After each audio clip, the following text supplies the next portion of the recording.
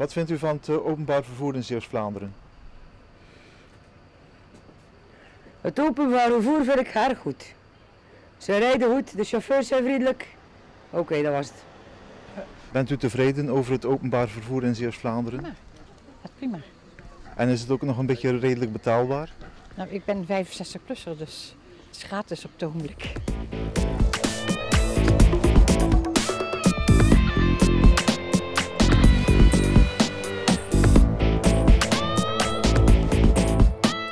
Wat vindt u van het vervoer in Zeeuws-Vlaanderen?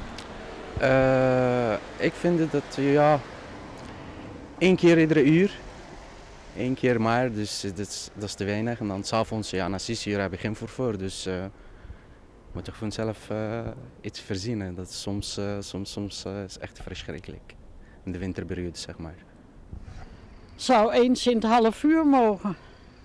Want als je de bus net mist, moet je 1 uur wachten. En er staan hier geen huisjes. En in Sluis staat ook maar 1 abri waar je droog kan staan. Maar als je de bus mist, moet je wachten. Goeiedag meneer, u bent buschauffeur? Ik ben buschauffeur, ja. Van de kleine bus. En hoe denkt u over de toekomst van het openbaar vervoer? Een beetje somber.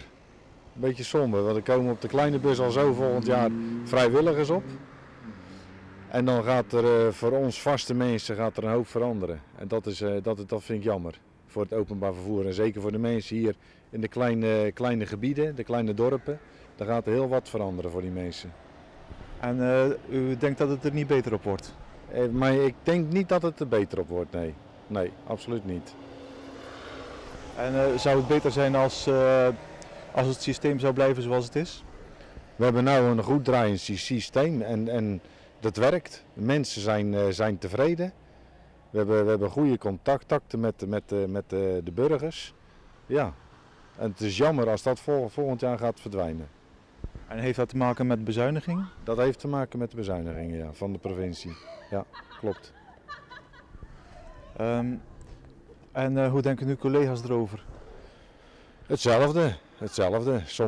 Sommigen die hebben 40 uur bij het bedrijf en ja, die vinden dat gewoon jammer. Dus onzekerheid is er.